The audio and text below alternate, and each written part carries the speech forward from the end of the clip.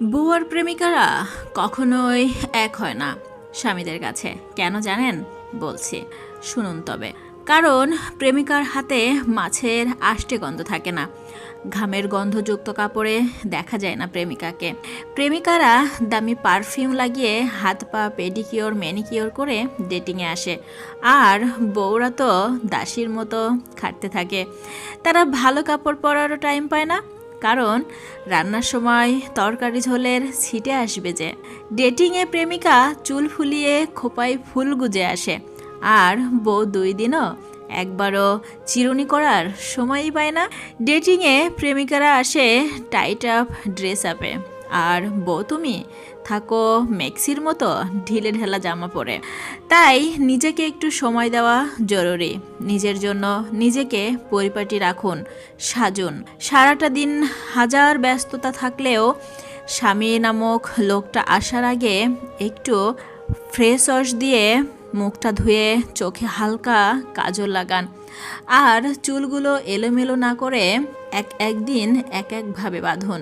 সারাদিনের পোশাক চেঞ্জ করে ফেলুন। ঘামযুক্ত পোশাকে স্বামীর সামনে যাবেন না, কারণ যার সংসারের জন্য আপনি এত অগোছালো, দিন শেষে আপনার তৈলাক্ত আর ঘামযুক্ত চেহারা দেখে একঘেয়েমি হয়ে যাবে। ছেলেরা চায় পরিপাটি নারী। তাই প্লিজ ভালোবাসায় বান্দর কেউ সুন্দর লাগে এই ধারণা থেকে বের হয়ে এসে নিজেকে টাইম দিন। নিজের জন্য নিজে সাজুন। নিজেকে নিজেই সুন্দর করে রাখার চেষ্টা করুন। নিজের সংসারটাকে গুছিয়ে ঠিকঠাক রাখার জন্য হলেও নিজেকে একটু সুন্দর করে পরিপাটি করে স্বামীর সামনে উপস্থাপন করুন। দেখবেন দিন শেষে আপনি আপনার সংসারে সবচেয়ে সুখী মানুষ। বউ হারালে বউ পাওয়া যায়, কিন্তু মা হারালে মা পাওয়া যায় না। এই কথাটা খুব প্রচলিত একটা কথা। অনেকেই এই কথাটা বলার সময় আবেগে গড়াগড়ি খেতে থাকেন। এমন একটা ভাব দেখায় যেন মায়ের জন্য তার ভালোবাসার শেষ নাই, আর বউ ডাস্টবিনের ময়লা, মন চাইলো ছুঁড়ে ফেলে দিবেন, তাই না?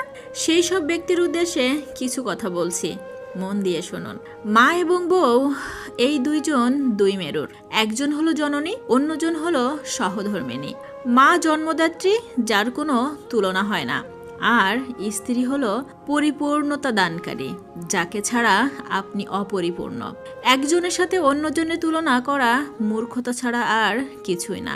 আপনাকে ছাড়া যেমন আপনার মা অসহায়, ঠিক তেমনি আপনার সন্তানরাও তার মাকে ছাড়া অসহায়। আপনার মা যেমন বড় মাছটা নিজে না খেয়ে আপনাকে খাওয়ায়, খেতে বসলে খেয়াল করবেন একই কাজটা আপনার স্ত্রীও করেন। কিন্তু আল্লাহ না করুক যদি আপনার কিছু হয়ে যায়, সৃষ্টিকর্তার কাছে আপনার মায়ের পর আপনার স্ত্রী আঁচল পাতবে। আপনার কাছে যেমন বোন ও মেয়ে যেমন আদরের, ঠিক তেমন আপনার স্ত্রীও কোনো বোন বা ভাইয়ের কাছে তেমনি আদরের।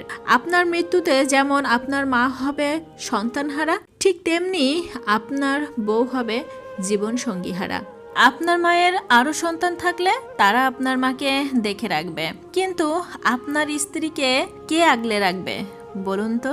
আপনার মায়ের আরো সন্তান থাকলে তাদের পেয়ে কিছুটা হলেও কষ্ট কমে যাবে, কিন্তু আপনার বউয়ের তো আপনি ছাড়া কেউ নাই, কোনো গতি নাই।